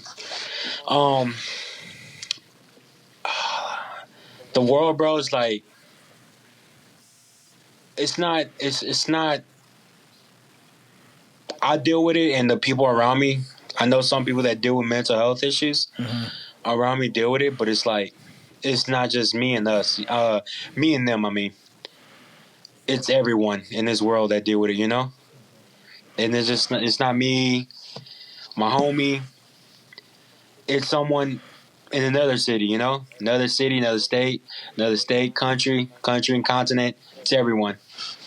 So it's like, man, it's like, man, we all need someone, you know. It can be one person, it can be two. It's just like, man, someone, bro, like a stranger can become your best friend. And it's damn, man, it's sad, like talking about mental health, bro. Like, man, I get emotional, bro, because like, man, I think about like what I've been through. So it's like, man, the brand means a lot to me, man, and I'm trying hard to push it, you know, push my brand to, you know, hopefully it grows, man, when I get my degree, you know, Right. and from there just have people to represent it and get everyone involved, you know, who's big on mental health, and just grow it, man. And brand means a lot, man. Just it's emotional to talk about, bro. It like man, money, man. I wish everyone can rep the brand, but it's like, man, it's a long journey, man. And that's kind of, I think that should be a part of the fun, is the fact that, we have a lot of similarities. You push your brand, we push our brand, we put content, we live in the social media life. But sometimes we forget, and I think it's important to remind ourselves that, sometimes we turn this hobby that we enjoy doing sometimes into a job. And, the one thing I think I've actually learned in all my years is it's never a job if you enjoy what you're doing. And we just got to remind ourselves, like, we don't do this because we have to, but we do this because we want to. And everybody has their different motivations or different reasonings to do. It doesn't even have to be social media. It's whatever they want. And it's not easy at times. It's not like you said, life's just like a roller coaster. It's got all its dips and dives and turns and corners that, you don't know what's lurking behind each one. But I mean, it's almost fun because you don't know what's going to be the outcome. Yeah. And so I hope to see this brand on millions of people someday. Yeah. Because like you said, I think everybody deals with some type of anxiety or depression. It's just, we think of it as, if it's not to an extremity, then it's not that important, I guess, or whatever. But I think it's important that everybody gets their mental, as best as they possibly can. Yeah. I got a question. It's kind of probably like an oddball question, but yeah, go for it, bro. We were talking about the bad days earlier. What was one of your good days look like as a mental? The good days. The good days, bro. Usually wake up, bro. Wake up, do what I got to do. Hygiene, make my breakfast. Pick out an outfit that I'm gonna wear. I have my vision board I was talking about earlier. I have it where it's what I'm going to do, like on task or whatever. Like for example, like the school days, I have an assignments to do. Like my professor, she gives me multiple assignments to do. Like for example, she gives me 10 assignments to do before Saturday. She gives that on the Sundays, do it before Saturday. All right, let's do these 3 Monday. Let's do these 3 Tuesday. Let's do these 3 Wednesday. So I can have Thursday and Friday off, and Saturday. Do that. Do what I got to do. If I got to go work, do what I got to do. Go to work. I pump everyone up at work. Yo, let's have a great day today. Let's get it. If anybody having trouble, let's all work as a team, and we're gonna get this day over with. Get home. With my dad, when we used to go work at his landscaping company, I go help him, do what I got to do, get home, and that's pretty much it. My good days, bro. And just, like, especially, like, the item, if I sell something on Instagram, go ship it out, go make time for that, and it's good, bro. It's good to have good days, bro. Yeah. It's not always about having to hear the bad days. I want to hear sometimes I hear the good days. You know what I'm saying? Yeah, bro. Yeah, for sure. Yeah, man. Just it's like a regular day, bro. You got to keep your mind occupied, and I think it's like having a vision board helps too, bro. Like, yo, what I'm gonna accomplish today? Like, yeah, I'm gonna do these 2 miles or whatever. Let's go do these 2 miles this morning, just get it over with, and work on the next objective. Yeah. Mm-hmm. Don't stick to like having nothing, like a goal set for that the next day. Like, yo, what I'm gonna do today. You know, have Right. like a vision board. Draw what you about to do. Let's go get this stuff done and go get it done. You know, the days go by fast, bro. Like we're about next week is like the end of the year already. That's what I'm saying, man.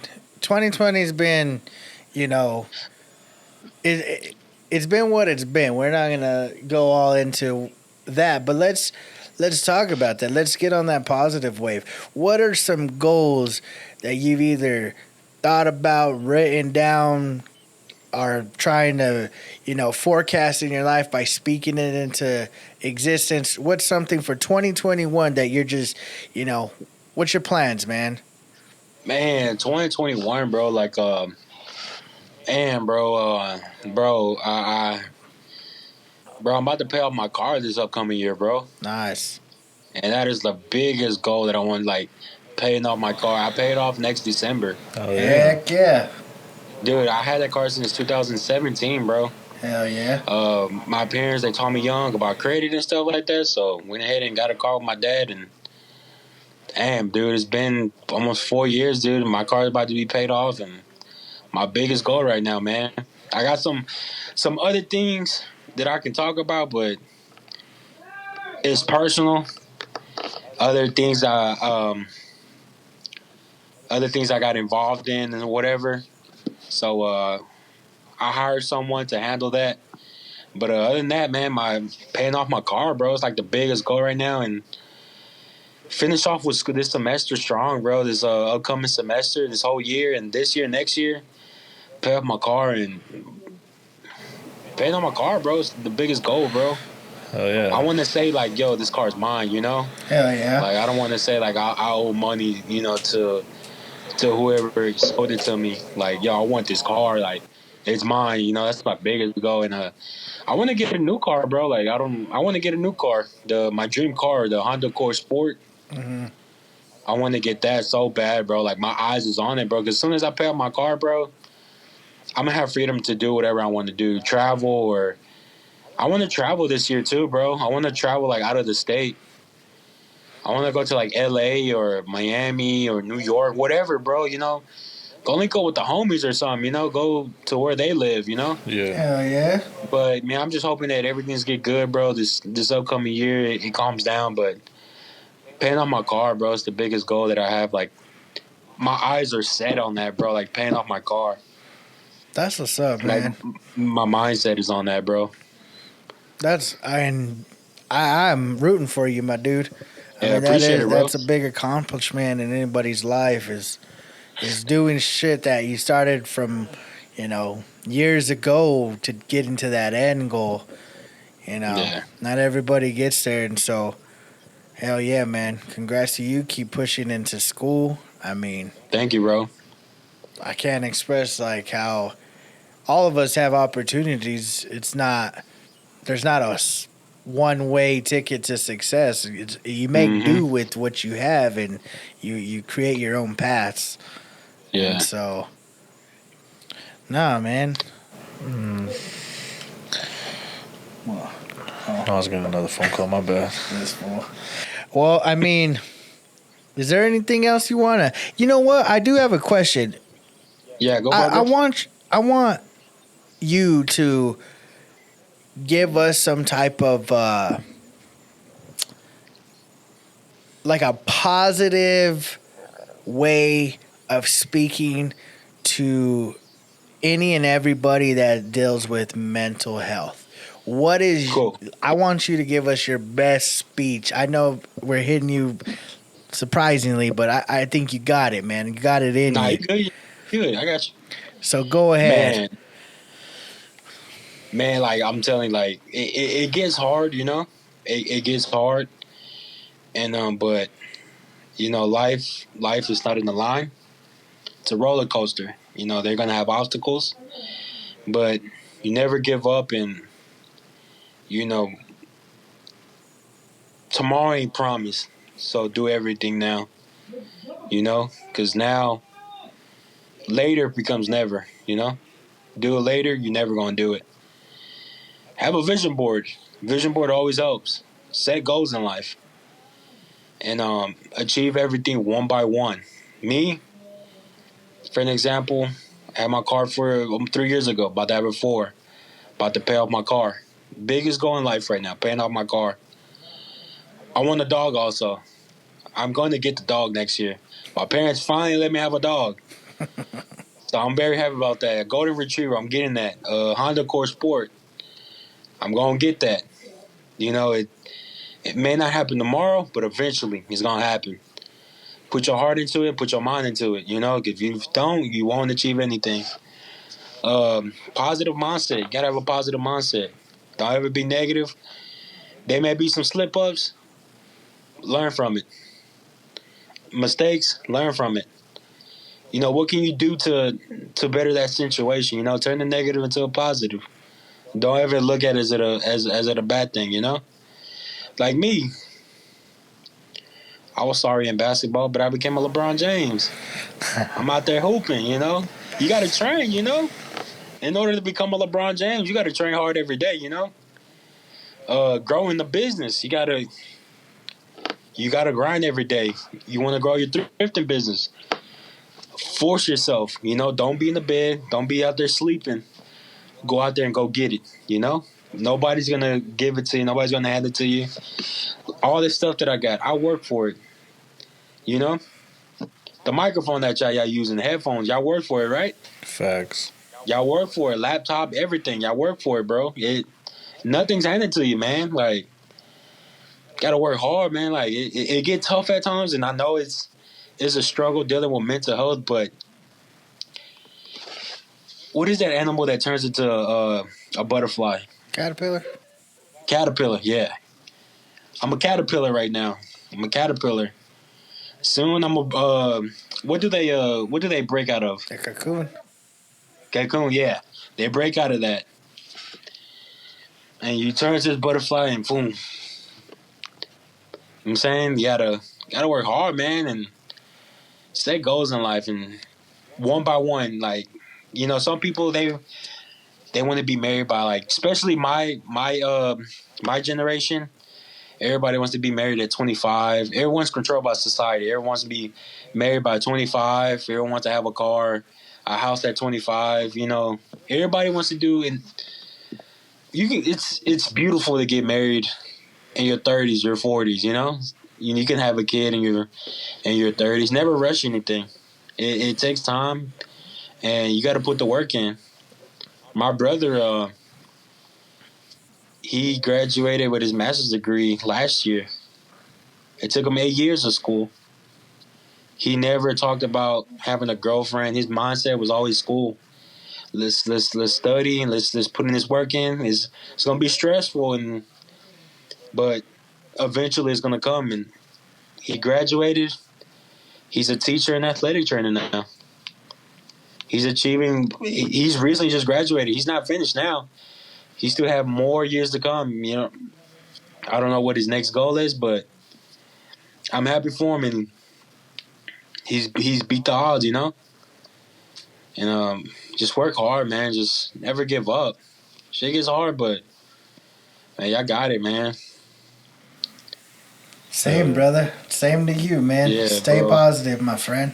I mean, yep, always. And man, if y'all, and for the people, man, that you know, that feel down or whatever, man, reach out to a friend. Don't ever be scared, man. If they're really your friend, they'll pick up. You know, text you back, or man, just there's always a way. Like, my parents always told me, like, there's always a way to, like, I always thought because therapy was expensive, like $100 and some an hour. But my mom said there's always a solution to a problem. And my mom, she found a way to get free help for me. And she got help for me for free therapy. So it's like, there's a solution to every problem. Like, just can't give up, man. Like, yeah, life gets tough, but you got to break out of that shell and keep going with life, man. Hell yeah, brother. I mean, we can't express how much we appreciate you, dude. Oh yeah, it's all love, bro. You like, they told me about the podcast. I was like, man, I'm down, man. I'm down to talk about it. Hell yeah. I never told anybody my story, bro. This is my first time actually, like, telling people my story. Appreciate it, man. Appreciate letting us Yeah, hear all it. love, bro. Yeah, it's all love. It's definitely love, my friend. And Yeah. I'm so glad to meet you. I'm so glad to talk super deep with you. And Yeah, for sure, bro. And I'm hoping that someday down the road that maybe we could just have a podcast and just chilling. Just chilling. We don't have to be on any type of topic like this. We could just focus on something else, man. Anything in general, you know what I'm saying? If y'all want to get whooped in video games, do whatever. Exactly, man. So thank you again, brother. Yes, sir. I have enjoyed this so much. Mm-hmm. I mean, hell yeah, for sure, bro. I have truly believed that I gained a lifelong friend. Yeah, for sure, bro. Hell yeah, And, always. And so, like I said, till next time, man, you stay positive, stay true. I mean, all love, brother. And if yes, sir. I know it, we live 10 hours away, but you hit us up, man, we'll be there. Yeah. Hell yeah, bro. Same here. Hey, y'all need any promo, anything like that? I got y'all. Well, thank you, man. If you need a share, like, yo, bro, can you share this for me? Hit me up, bro. I got you, bro. Same. Hey, I'm not one of those people. I understand, like, my platform, and there's some people that charge, but I got y'all, bro. Same, brother. And the next time you drop some clothing, you better hit us up because I want one. Hey, you can get it right now, bro. Well, let me know. We'll have to talk. Link in the description. There you go, my dog. There you go. Plug it. What's your Instagram? Oh, Instagram is I am the official Antonio. I am the as in like THE official like a referee Antonio. Hell yeah. There you go. And you can follow my Snapchat too, the only _ Antonio, and you can follow me on Twitter, Life of Antonio with _1. Yeah, with _1, I think. Hell yeah. All his links will be in the description, you guys. Go follow him on all platforms. Cop some of his fire-ass merch. Thank you again. Appreciate it. Everybody like and subscribe. The only thing I got left, bro, is you got my number. If you ever need anything, a phone call, bro. I don't care if it's 2 in the morning, 1 in the morning. I don't care what time it is. Hit me up, man. I got you, bro. Appreciate it, bro. Always, yeah, man. You take care, brother. Have yourself a Merry fucking Christmas. Merry Christmas. Later, brother. Yeah. That's what I'm talking about.